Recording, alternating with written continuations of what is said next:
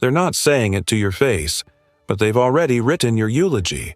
The world looks at you, past 35, past 40, maybe pushing 50, still searching, still building, still becoming, and they've reached their verdict. You missed it. The window closed. Your potential expired somewhere between your last birthday and this one, and what's left is just maintenance, damage control, a quiet retreat into acceptable mediocrity. They call it being realistic. But that's just a polite word for giving up. And here's the part that burns. You started believing them. Not loudly, not all at once, but in those 3 a.m. moments when you scroll past someone half your age who's already made it. When someone asks what you've been up to, and you feel that strange cocktail of shame and defensiveness rising in your throat. When you catch yourself thinking, if I was going to do something significant, wouldn't I have done it by now? There's a particular kind of death that happens slowly. Not the body, the belief. The inner knowing that whispers, you still have something in you worth building. That voice gets quieter each year until one day you realize you can barely hear it anymore. But what if everything you've been told about timing is a lie? What if you haven't been failing these past years, you've been forging? What if the delay wasn't denial, but preparation? What if the fire that takes longest to ignite burns hot enough to reduce everything around it to ash? Because here's the truth no motivational guru will tell you.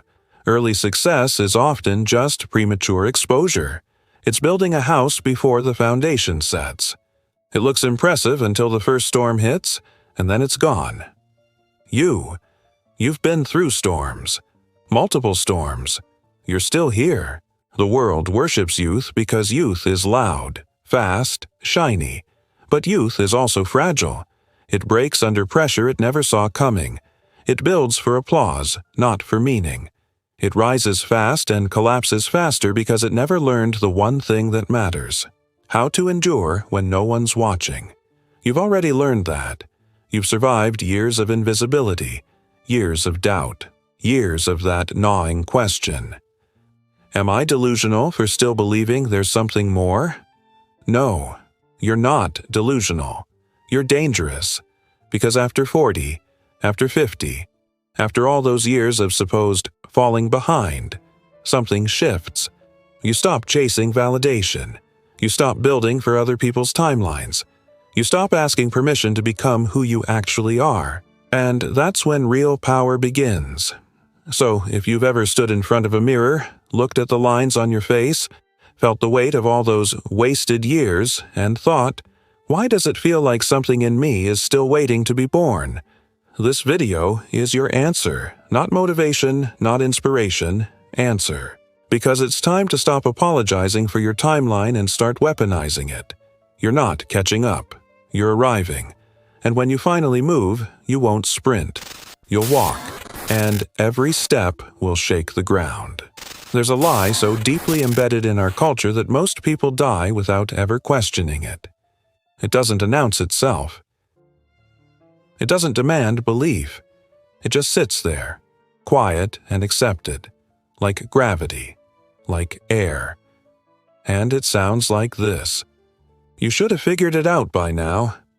You're too old to start over. That ship has sailed.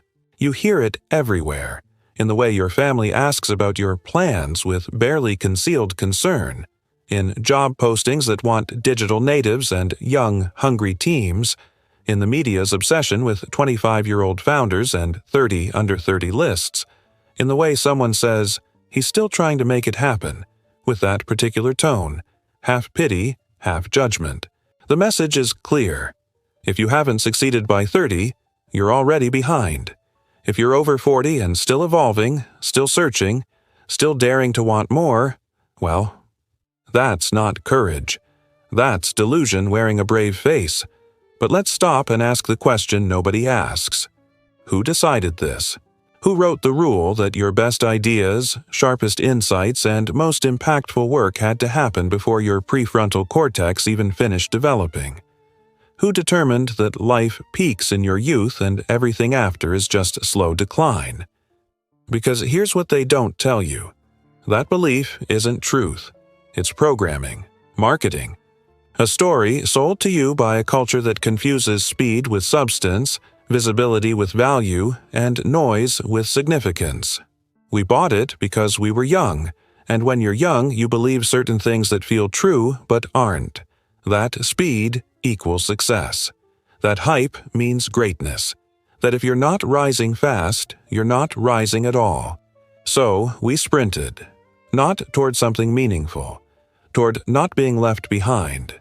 Toward keeping pace with everyone else's Instagram timeline. Toward proving we weren't the one struggling. The one confused. The one still building in the dark. That wasn't ambition. That was fear wearing ambition's clothes. Fear of being invisible. Fear of being forgotten. Fear of reaching 40 and having nothing impressive to show for it. So we rushed, we forced, we performed, all while calling it passion. But here's the truth that destroys the entire lie. You didn't fail. You were just following the wrong map. The real failure wasn't in moving slowly. The real failure was believing that your pace determined your worth. And that belief, that wasn't yours. That was installed. Line by line, repetition by repetition, until it became your internal operating system. Napoleon Hill called this cosmic habit force. Any thought repeated long enough becomes automatic. It becomes law. It becomes the voice in your head that sounds like truth but is really just programming you never consented to. That voice saying, "It's too late?" That's not your intuition. That's not wisdom. That's residual code from a system designed to keep you productive, compliant, and moving at someone else's speed. But let's examine what youth actually brings. Energy? Sure. Confidence? Sometimes. But also inexperience, ego fragility, external validation dependency, identity built on sand. Most early success is just a house built on an earthquake fault. It looks solid until pressure hits. Then it crumbles because it was never about substance. It was about performance, about being seen, about proving something to people who didn't care in the first place. The ones who win fast often implode faster, not because they're weak, but because they built for applause instead of architecture. They optimized for viral instead of viable. And when the attention fades, and it always fades, they have nothing underneath. No foundation, no resilience, no actual self. But you've been in the dark. You've tasted invisibility. You've survived years of what's taking so long. You failed enough times that failure doesn't destroy you anymore. It informs you. That's not a disadvantage. That's training. So here's the question that changes everything. Is it really over? Or have you just been preparing for something that required more depth than youth could provide? The answer is the second one. But to access it, you have to do something most people never do. Reject the timeline you were handed. Destroy the measuring stick you were given. Realize you're not running late. You're no longer following someone else's schedule. And that moment of refusal, is where freedom begins. Because the most powerful lives don't begin at 20. They begin at 47, at 52, at 63, not in a dorm room, not with a trust fund, but in a quiet moment when you look at everything you're told you should accept and say, "No, I'm not done. In fact, I'm just getting started." From that moment on, nothing is the same. Not because the world changed, but because you stopped obeying the part of you that was too afraid to begin. If youth was the ultimate advantage, then answer me this. Why do so many young successes crash spectacularly? Why does the 25-year-old founder burn out by 30? Why does the viral creator disappear after 2 years? Why does early achievement so often lead to late-life crisis, addiction, or quiet dissolution? Because success before identity is just a performance with no performer. It's a role you play until you forget who you actually are. You move fast, rise high, get praised, but underneath all that momentum is a terrifying emptiness. You don't actually know why you're doing any of this. You're performing, pleasing, chasing metrics, optimizing for visibility, but you're not building anything real because you don't yet know what real means to you. That's the trap of early success. It arrives before you do. But late bloomers, they've already survived the thing early successes fear most: obscurity, rejection, the brutal, soul-crushing realization that the world doesn't care. They've sat in rooms where nobody knew their name. They've pitched ideas that died in silence. They've watched younger, less experienced people get opportunities they deserved. And they're still here. That's not persistence. That's something deeper. That's forged resilience, earned wisdom, calloused courage. Carl Jung called it individuation. The process of becoming your actual self instead of the selfish society demanded you be. And here's the crucial part. Individuation rarely happens in your 20s. It can't. Because in your 20s, you're still wearing masks, still performing roles, still trying to figure out which version of yourself gets the most approval. It's only in the second half of life, after the masks crack, after the roles stop working, after you've exhausted every strategy for external validation, that your real self begins to emerge. Not the polished version, the true version, raw, unfiltered, undeniable. And from that emergence comes something the world is starving for but can't monetize: authenticity. Let me be clear about what late bloomers carry that early successes don't. Pattern recognition. After 40, you've made enough mistakes to see them coming. You read people faster, situations faster, energy faster. You know what's real and what's performance. You can't be fooled by hype because you've seen hype collapse too many times.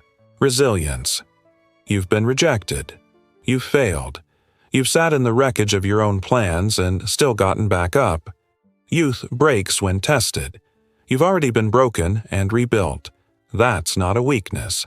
That's structural integrity. Clarity without ego. You no longer need to prove anything. You're not chasing status or validation. You just want to build something that matters. Your motivation isn't ambition. It's purpose. And purpose doesn't quit when things get hard. Depth over speed. Early success optimizes for growth. Late blooming optimizes for meaning. One creates companies. The other creates legacy. One chases trends. The other defines them. Look at the pattern. Colonel Sanders was 65 when he founded KFC. Decades of failure, rejection, poverty. Then vision. Vera Wang didn't design her first dress until 40. She'd been a figure skater, a fashion editor, a journalist. Only after exploring multiple lives did she discover her real one.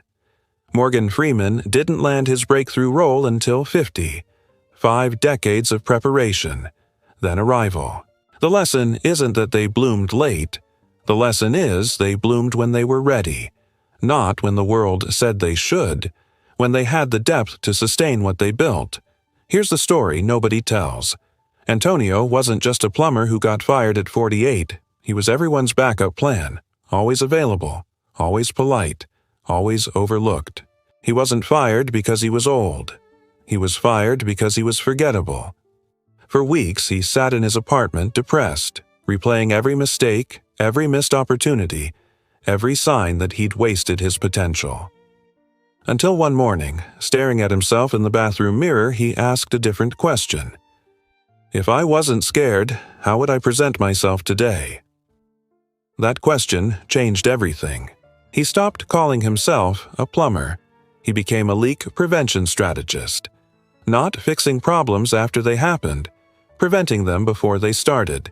He raised his prices, changed how he dressed, started publishing short videos about water damage prevention. For 6 months, nothing happened. Then his inbox exploded. Today, Antonio doesn't just run a business, he runs his story. He's not bitter, not loud, not flashy.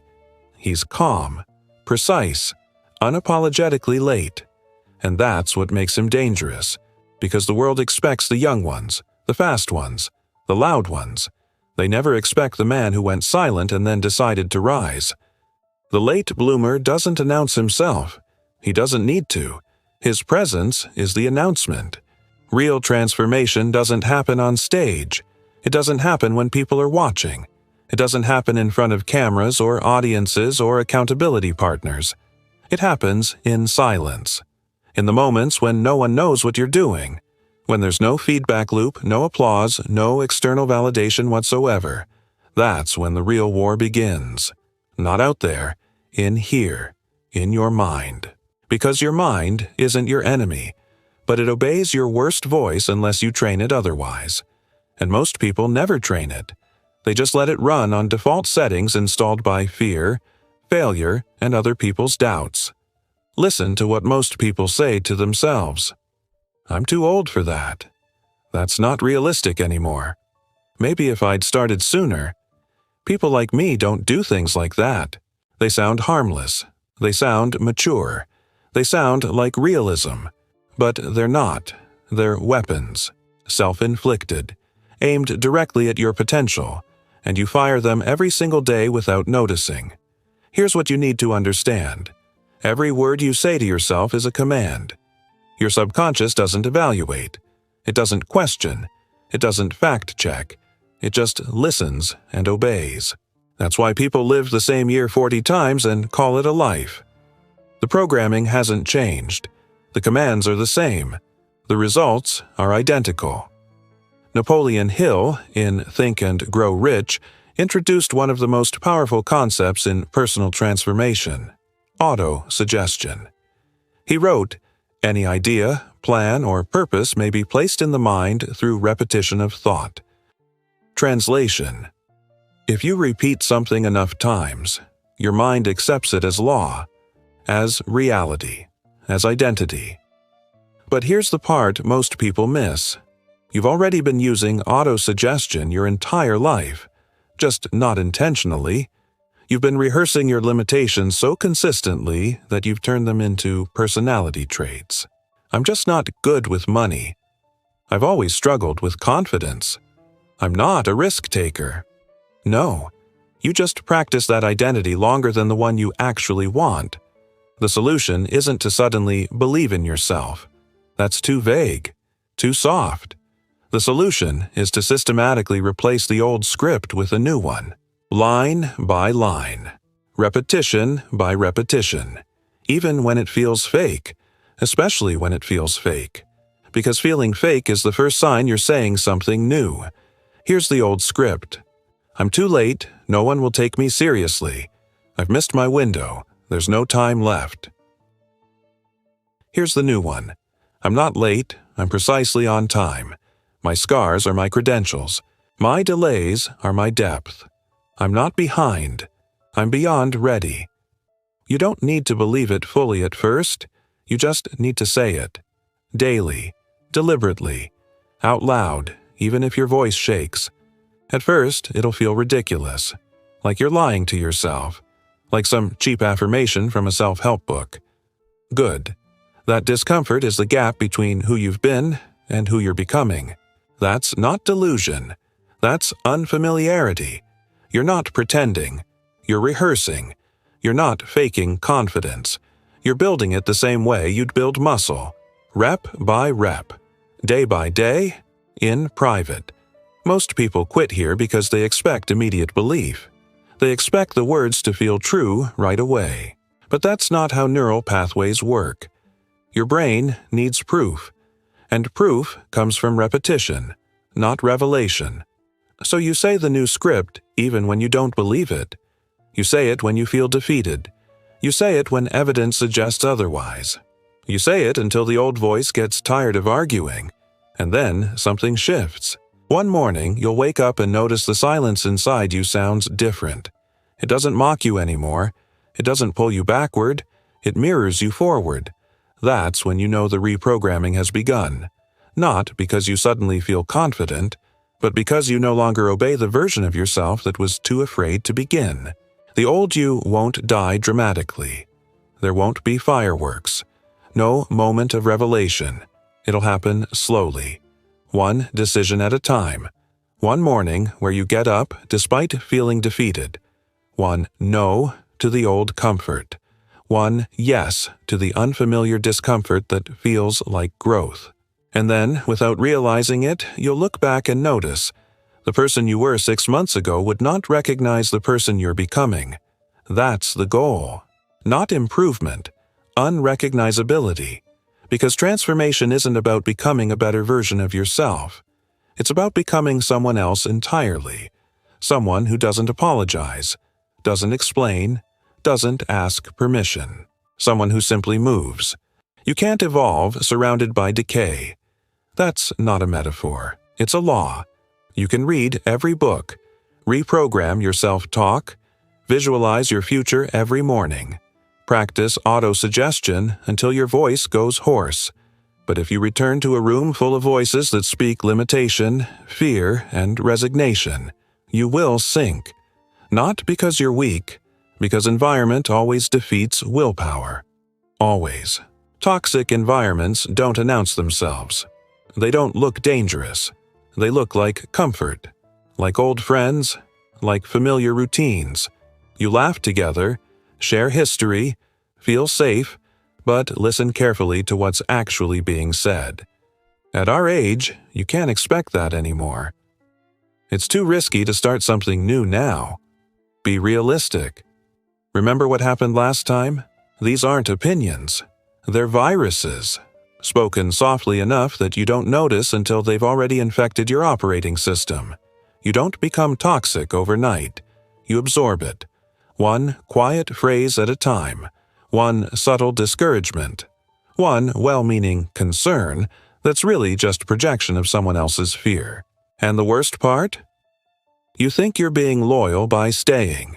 You think you're being strong by enduring. But there's a difference between strength and self-destruction. Strength protects what matters.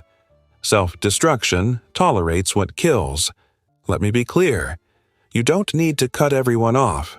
You don't need to burn bridges or move to another city or delete all your contacts. But you do need to become a gatekeeper. Not of your time, of your energy. Because the conversations you tolerate become the code your subconscious runs on. You think you're being polite by sitting through another rant about how life is basically over after 40. You're not being polite. You're being programmed. And there's a profound difference between setting emotional boundaries and suppressing emotions. Boundaries say, I care about you, but I can't afford your influence right now. Suppression says nothing. It just sits there, smiling, absorbing poison with grace. You're not meant to carry other people's decay, especially not when you're finally beginning to clean your own. Napoleon Hill was direct about this. You become the average of the 5 people you spend the most time with. Not just financially, mentally, energetically, spiritually, psychologically. If you surround yourself with people who speak limitation, you will think in limitation. If your closest relationships are built on regret and nostalgia, your mindset will be built on the past, not the future. Your subconscious is always listening, not just to you, to everyone around you, and every repetition you hear is a seed. Every complaint, every cynical comment, every subtle message that people like us don't do things like that. If you're not careful, you'll wake up one day in a garden of beliefs you never planted, but inherited. Think of a single drop of water. Harmless, soft, gentle. Now imagine that drop falling on the same spot of stone every single day, every hour, for years. What happens? It carves through. Not with violence, with repetition. That's what your environment is doing to you. Not all at once, not dramatically, but drop by drop, conversation by conversation. It's shaping your identity. You think you're thinking for yourself, but really, you're echoing everything you've tolerated.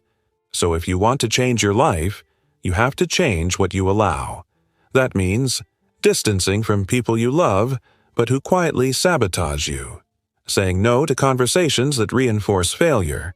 Walking away from nostalgia-heavy groups that glorify who you used to be. Ending calls that always conclude with, you should just be grateful for what you have. You're not ungrateful. You're becoming. And becoming requires purification. This isn't cruel, it's survival. You don't need to justify your growth. You don't need to explain why you're changing. You don't need anyone's permission to protect what you're building. Because this time, you're not rebuilding to be accepted. You're rebuilding to become unrecognizable. Nostalgia is a trap disguised as comfort. It doesn't feel like an enemy. Not at first. It feels warm, soft, safe. It wraps around you like a blanket and whispers, "Remember when things were easier? Remember when you still believed?" But underneath that warmth is a brutal truth. Nostalgia keeps you tied to a version of yourself that no longer exists. Worse, a version that was never fully real.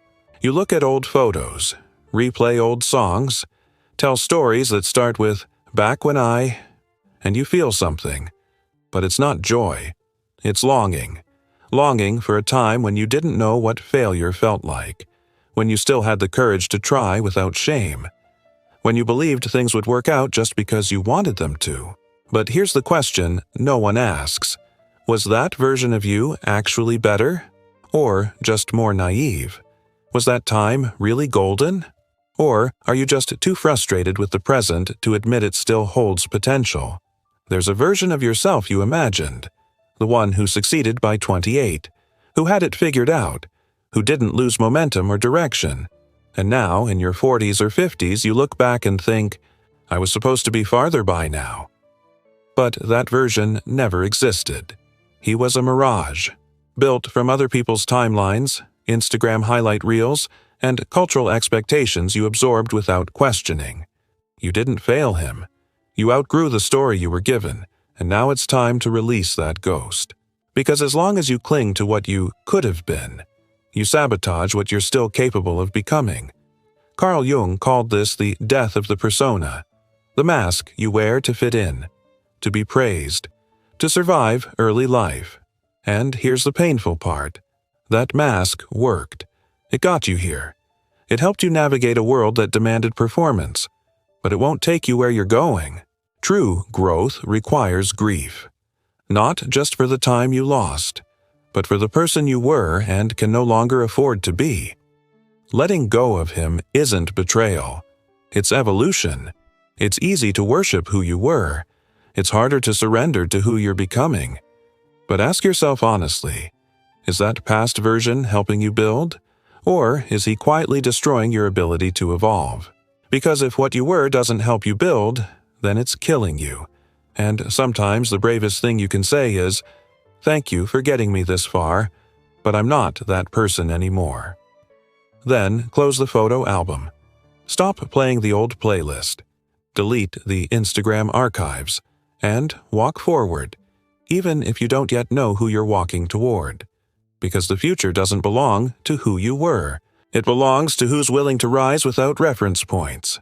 There's a moment in every real transformation that almost no one talks about. It's not dramatic, not inspiring. It doesn't make good content. But it's where everything actually changes. It's the void, the space between who you used to be and who you're becoming. The identity limbo. The season of absolute uncertainty where nothing is clear, nothing is validated, and nothing makes sense. You're no longer fueled by old dreams. But new ones haven't crystallized yet. You're no longer accepted by the old crowd. But you haven't found your people yet either. You're not who you were, but you're not yet who you will be. This is where most people quit. Not because they're weak, because they confuse being undefined with being lost. But you're not lost. You're being rewritten. And rewriting takes time. It takes silence. It takes invisibility.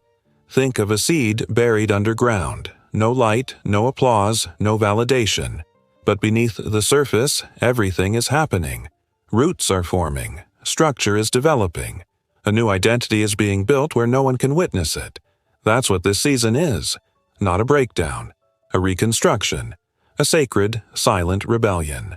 It's not glamorous, but it's powerful. Because when you finally re-emerge, you don't come back improved. You come back transformed. Unrecognizable. Operating from a frequency people can feel but can't explain. But here's where it gets dangerous. Even in this silence, you'll be tempted to look sideways, to scroll, to compare your uncertainty to someone else's highlight reel.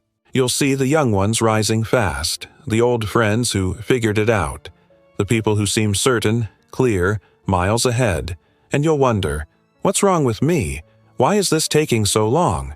Remember this, they're not ahead, they're just loud, and loud doesn't mean deep, loud doesn't mean wise, loud doesn't mean lasting. If you study history, you'll notice a pattern. The ones who actually changed everything?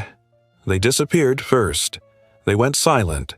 They were forgotten, mocked, misunderstood, written off. Then they returned, different, clear, untouchable. They didn't come back as better versions of who they were. They came back as entirely different people. That's what's happening to you right now. So if you're in this space, this confusing, lonely, quiet middle, don't rush it. Don't escape it. Don't numb it with distractions or temporary validation. Stay in it. Because this isn't a breakdown. It's a remodel. And the version of you that emerges won't need to announce himself. He won't need to explain. He won't need to prove. He'll walk into rooms that once ignored him and change the entire temperature without saying a word. The world is moving fast. But it's not moving deeper. We're drowning in content. Opinions from everyone. Success measured by followers, not foundation. It's a culture obsessed with speed but starving for substance. Everyone's building, but no one's asking. Building what? And why? This is exactly why the world needs late bloomers now more than ever. Not to succeed, to recalibrate the entire game. Late bloomers don't move for validation. They move for vision. They've already survived failure. They've walked through silence. They're not afraid of discomfort, not shaken by setbacks, because they've lived through worse. Their fire doesn't scream. It simmers. It's not the flame of ambition. It's the quiet burn of conviction. And conviction builds what noise never can. Things that last. We're entering an era where charisma isn't enough, where style without substance collapses quickly, where speed without structure becomes a trap. What the world craves now, what it desperately needs, is wisdom. Not just ideas, insight, not just motivation. Maturity, not just content. Coherence. And that's the domain of the late bloomer. Because wisdom isn't taught. It's earned. Through silence. Through reflection. Through reinvention. Through resistance. Late bloomers aren't competing anymore. They're guiding. They don't raise their voice to be heard. They lower the volume in the room. Because when they speak, people lean in. Early success is about proving yourself. Late blooming is about offering yourself. That shift only happens when ego no longer runs the show. And that's where legacy begins. Because late bloomers don't care if they're trending. They care if they're timeless. They don't want to go viral. They want to be remembered. And that makes them dangerous, because they're not seeking praise. They're answering a calling. So here's what you need to understand. You're not late. You're refined. You're not old. You're initiated. You're not behind. You're beyond prepared. The fire that took longer to light burns hotter, burns wiser, burns longer. And this chaotic, overstimulated, distracted world needs that fire more than it knows. Not to make noise, to build what's next. You're not here to catch up. You're here to redefine the standard. It won't happen in front of an audience. There will be no spotlight, no applause, no one clapping when you finally decide to change. That's how you know it's real. Because rebirth doesn't begin when people notice. It begins the moment you decide. Not decide to try, or dabble, or see what happens. Decide to rebuild, brick by brick, belief by belief, day by day, in silence. Yes, it will be lonely, not because you're forgotten, but because no one recognizes who you're becoming yet. That's how transformation works. First, it feels like disappearance, then emergence. You'll get no trophies for healing, no viral moment for doing the inner work, No recognition for the quiet victories no one witnesses. But that's the price of becoming something deeper, not decorated, defined. Time is not your enemy. Comfort is. Comfort keeps you looping, apologizing, chasing a life built by other people's rules. But coherence is when the inside finally matches the outside. When you stop faking strength because you forged it. When you no longer talk about who you're going to be because you're already walking it. So if you're quiet right now, if you're off the radar, if no one sees the work you're doing, good. Stay there. Let the silence be your strategy. Let the doubt build pressure. Let the inner work reshape you completely. Because when you return, and you will return, come back so transformed that not even you recognize who you were before. Your story doesn't end in obscurity. It begins there. That's the secret they don't tell you. But now you know, and that means your return won't just be noticed. It'll be unavoidable.